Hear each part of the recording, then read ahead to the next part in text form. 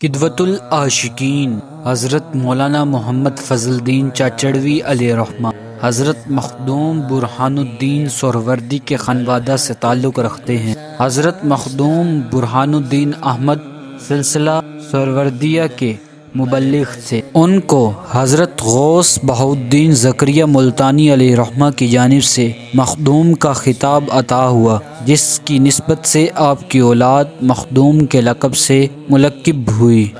حضرت مخدوم برہان الدین احمد سہروردی کی اولاد میں سے حضرت حاجی مخدوم احمد یار رحمۃ اللہ علیہ مناسک حج کی بجا آوری کے بعد مدینہ منورہ تشریف لے گئے اور وہاں حضرت خیر الانام سید الانبیاء صلی اللہ علیہ وآلہ وسلم کے روضہ اطہر پر سر نیاز خم کر کے دعا مانگی، خدایا ایک بیٹا عطا کر جو حسین و جمیل ولی اللہ عاشق کامل قطب ولایت اور غوث زماں ہو۔ اس حاضری کے دوران بارگاہ رسالت سے انہیں چاچڑ شریف کا نقشہ دکھایا گیا کہ وہاں اقامت پذیر ہو کر رشد و ہدایت کا فریضہ انجام دو۔ چنانچہ چاچڑ شریف پہنچ کر مرکز صادق و صفا قائم کیا اور اس کی مقبولیت میں شب و روز اضافہ ہونے لگا۔ حضرت مولانا محمد فضل الدین چاچڑوی علیہ رحمہ کی ولادت باسعادت 1343 سن ہجری بمطابق 1828 عیسوی کو چاچڑ شریف ضلع سرگودا میں ہوئی۔ بچپن میں قرآن مجید حفظ کر لیا اور علوم متد اولا کی تحصیل کی۔ حضرت فضل الدین چاچڑوی علیہ رحمہ کی علم و حکمت کا اندازہ اس بات سے لگایا جا سکتا ہے کہ ایک مرتبہ ایک عالم سیال شریف آیا اور وعظ و نصیحت کرنے لگا۔ حضور شمس العارفین حضرت خواجہ محمد شمس الدین علیہ رحمہ کے درویش ایک سے ایک چونکہ فضیلت رکھتے تھے، اس کی اس بات سے متعجب ہوئے اور کہنے لگے، یہ کون سی وعظ و نصیحت کی جگہ ہے؟ وہ عالم اپنے کام سے باز نہ آیا۔ مولوی فضل الدین چاچڑوی کو جوش آ گیا۔ انہوں نے کہا، اے عالم، اگرچہ تمہیں الف اور بے کا معنی نہیں آتا، واز کیا کرتے ہو؟ الغرض اسے عاجز کر دیا۔ قدوۃ العاشقین مولانا چاچڑوی علوم دینیہ سے فراغت کے بعد بغرض بیت سیال شریف حاضر ہوئے۔ نفحات المحبوب میں ہے، سیال شریف میں چاچڑ شریف کے مولوی فضل الدین صاحب ارادت کی بنا پر بیعت کے لیے آئے ہوئے تھے۔ جب اس شخص نے حضور شمس العارفین حضرت خواجہ محمد شمس الدین سیالوی علیہ رحمہ کے سامنے سجدہ کیا، مولوی صاحب نے کہا، اے شخص کافر ہوتا ہے، سجدہ نہ کر۔ وہ خاموش ہوا اور اپنے مکان میں چلا گیا۔ مولوی صاحب نے پھر کہا، حضرت صاحب آپ نے بھی منع نہیں فرمایا کہ یہ کام شرع کے خلاف ہے؟ حضور شمس العارفین نے فرمایا، میں کیا کروں؟ اس سے پہلے میں نے کہا ہے کہ اس نے اپنی داڑھی اور مونچھیں صاف کروا دی ہیں۔ وہ کام بھی خود کیا اور یہ کام بھی خود کرتا ہے۔ پھر مولوی مذکور نے کہا کہ میں بیعت کے ارادے سے آیا تھا، لیکن میرا عقیدہ درست نہیں رہا۔ حضرت صاحب نے فرمایا، یہ آپ کی مرضی ہے، بیعت کریں نہ کریں، مگر اس شخص کے روبرو نہ جائیں۔ آپ اہل علم ہیں، وہ اہل صفا میں سے اور بے باک ہے، ایسا نہ ہو کہ آپ کو ذلیل کرے، کیونکہ آپ نے اس کے کافر ہونے کا فتویٰ دیا ہے اور وہ خاموش ہو کر چلا گیا ہے۔ خبر نہیں ہمارا لحاظ کر کے اس نے کچھ نہیں کہا یا کوئی اور سبب تھا، آپ اس سے پوشیدہ رہیں۔ مولوی صاحب اتفاقاً اس کے مکان کی طرف سے گزرے۔ اس کے دل میں غصہ تھا۔ مولوی صاحب نے گفتگو شروع کر دی۔ اس مسئلے کے متعلق جتنی تقریریں اور احادیثیں یاد تھیں، دریا کی روانگی کی طرح پڑھ رہا تھا۔ مولوی صاحب کا ہوش غائب ہو گیا، جواب کی طاقت مسلوب ہو گئی۔ آخر اس کے سامنے سر تسلیم جھکا دیا، حتیٰ کہ جہاں جاتا مولوی صاحب اس کے پیچھے ہوتے۔ وہ کہتا، مولوی صاحب ہوش سے کام لو، کیوں کافر ہوتے ہو؟ الغرض مولوی صاحب کو اتنی ہوش نہ تھی کہ اس کا پیچھا چھوڑتے۔ پس مولوی صاحب حضرت صاحب کی خدمت میں حاضر ہوئے اور بیعت کی، لیکن جب تک زندہ رہے ہوش نہ آئی اور نماز کے بغیر کوئی وظیفہ نہیں پڑھ سکتے تھے۔ برکات سیال میں ہے، مولوی محمد فضل الدین نے سیال شریف حاضر ہو کر اس شرط پر بیعت کے لیے عرض کیا کہ ہاتھ دیتے ہی ذوق و عشق طبیعت میں پیدا ہو جائے، لیکن شریعت کا دامن ہاتھ سے نہ چھوڑنے پائے۔ آپ کو اپنے شیخ کامل سے والہانہ عقیدت اور ان کے احترام اور پیروی میں ایک منفرد مقام حاصل تھا، جسے سلوک کی زبانی میں فنافل شیخ کا نام دیا جاتا ہے۔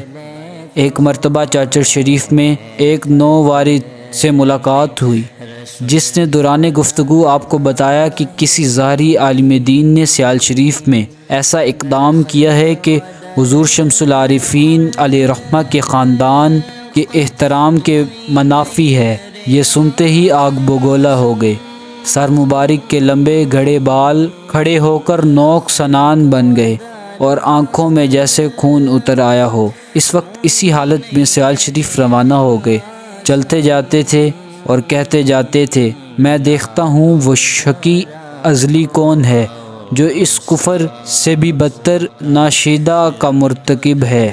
رفتار کا یہ عالم تھا کہ موج صبا سے بھی تیز تر۔ ایک گھڑ سوار سواری کو ایڑا لگا کر بمشکل آپ کے نزدیک اس خیال سے پہنچا کہ کسی طرح آپ کی آتش غضب کو ٹھنڈا کیا جا سکے، لیکن آپ کے جلال کے سامنے اس کی کچھ پیش نہ گئی۔ حضرت مولانا محمد عبدالعزیز چاچڑوی فرمایا کرتے تھے کہ حضرت مولانا محمد فضل الدین چاچڑوی پر اس قدر جذب و سرور اور سوز و عشق کی مستی طاری رہتی کہ بعض دفعہ جب جوش میں آتے تنو تنہا چاچڑ شریف سے سیال شریف کی طرف چل دیتے۔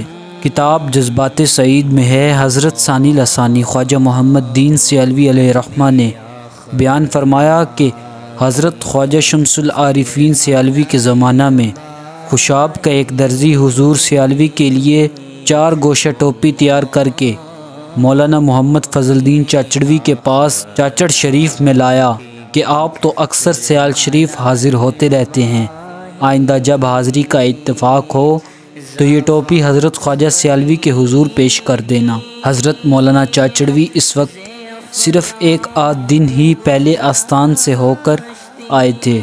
وہ ٹوپی مبارک مولانا نے اپنے مصلے کے سامنے کتابوں کے جزو ان پر اس طرح کھول کر رکھ دی جیسے کہ حضرت خواجہ سیالوی کے سر پر ہوتی تھی۔ اس کی وضو قطع اور سجدج کو دیکھ کر آپ کو حضرت خواجہ سیالوی کی ٹوپی کا تصور آ گیا اور جوش محبت میں کہنے لگے، ٹوپی کیسی ہے، ٹوپی والا کیسا ہوگا۔ الغرض اسی جذبہ میں فرمایا، بھائی یہ ٹوپی اب بیٹھنے نہیں دیتی، اور پھر اسی دن سیال شریف کے سفر کی تیاری شروع کر دی۔ حضور شمس العارفین سے حد درجہ عشق و محبت کی بنا پر سیال شریف ہی کو ان کا وطن کہنا اور سمجھنا زیادہ موزوں ہوگا۔ حضرات سیالوی کا ان کے خاندان سے وہ تعلق ہے جو پیری مریدی سے گزر کر اخوت تک پہنچ گیا ہے۔ حضور ثانی لسانی حضرت خواجہ محمد دین سیالوی علیہ رحمہ چاچڑ شریف تشریف لے گئے۔ مولانا محمد فضل الدین چاچڑوی کے مزار پر فاتحہ کے لیے ہاتھ اٹھائے، یک لخت آپ کا رنگ بدلا اور بدن سے پسینہ بہنے لگا۔ ایک لمحہ کے اندر آپ وہاں سے پلٹے اور مزار سے کافی دور جا کر دوبارہ فاتحہ پڑھنے لگے۔ آپ کے سامنے ایک محرم راز خادم بھی تھے۔ ان کے پوچھنے پر فرمایا کہ جب میں مزار پر کھڑا ہو کر فاتحہ پڑھنے لگا تو مولانا فضل الدین نے کہا، آپ میرے پیرزادے ہیں، آپ کھڑے رہیں اور میں لیٹا رہوں، یہ گستاخی مجھ سے نہیں ہوتی، آپ مزار سے دور ہٹ کر فاتحہ پڑھیں، ورنہ میں شریعت کا پردہ چاک کرنے لگا ہوں۔ تو میں اس ڈر سے کہ قلندر ہیں کہیں مزار سے باہر نہ آ جائیں، مزار سے دور کھڑا ہوا اور فاتحہ پڑھی۔ حضرت مولوی محمد عبدالعزیز چاچڑوی اکثر فرمایا کرتے تھے کہ حضرت مولانا محمد فضل الدین چاچڑوی نے خدا جانے کتنے سال ہر سانس اور ہر لمحہ ذکر میں مسلسل گزارا۔ آپ بظاہر چارپائی پر لیٹ جاتے اور اوپر کوئی کپڑا اوڑھ لیتے، حاضرین خدمت یہ سمجھتے کہ شاید آپ کے آرام فرمانے اور سونے کا وقت ہے، لہٰذا وہ بھی دم بخود ہو کر بیٹھے رہتے یا اٹھ کر چلے جاتے، لیکن حضور اسی طرح کپڑا اوڑھے ذکر الہی میں مشغول رہتے، پھر طبیعت چاہتی اٹھ کر بیٹھ جاتے۔ بزرگان سلف کے نقش قدم پر چلتے ہوئے حضرت مولانا محمد فضل الدین چاچڑوی نے نہ تو دنیا سے کنارہ کشی اختیار کی اور نہ اخروی زندگی کے تقاضوں کو دنیاوی زندگی کے دہانوں پر قربان کیا۔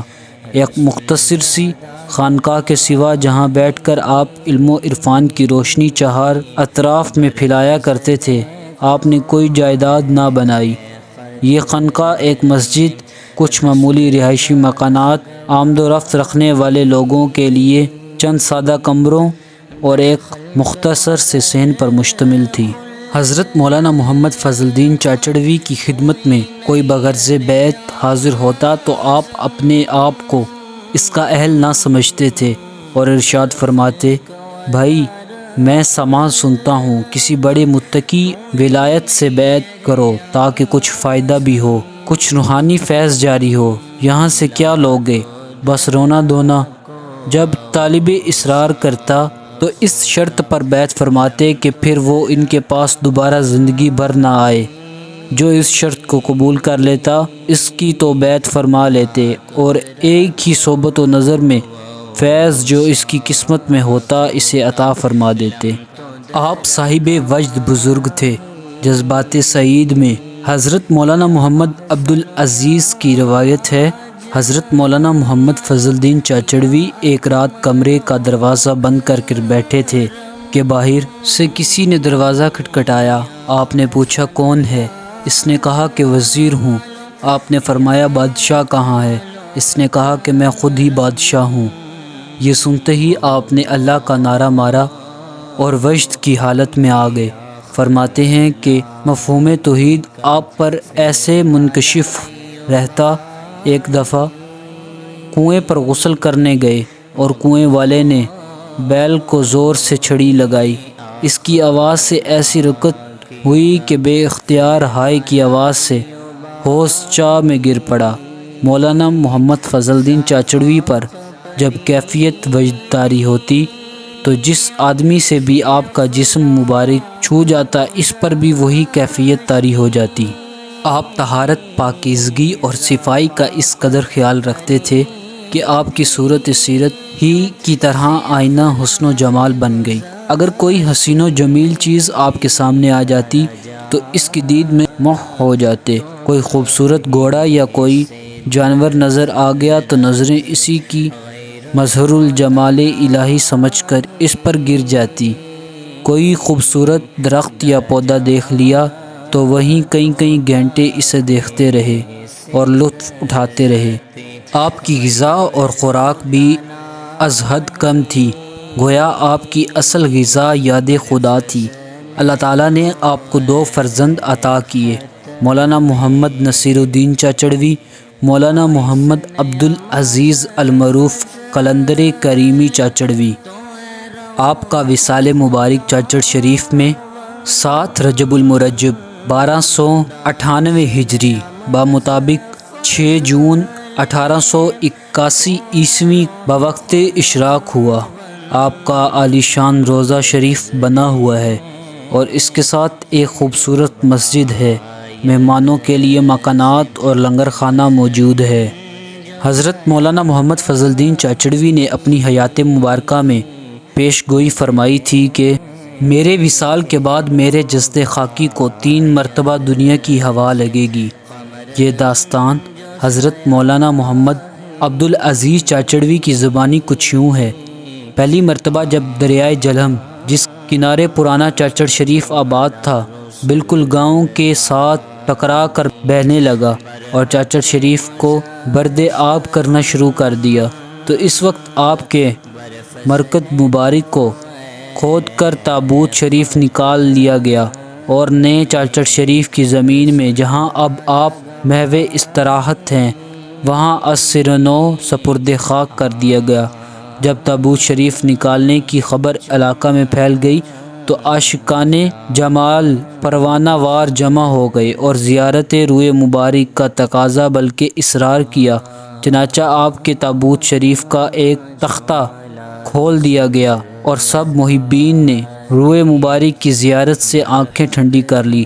چہرہ مبارک اس طرح پر نور، تازہ اور شگفتہ تھا جیسا کہ زندگی میں۔ پھر کیلیں لگا کر تابوت دوبارہ سپرد خاک کر دیا گیا۔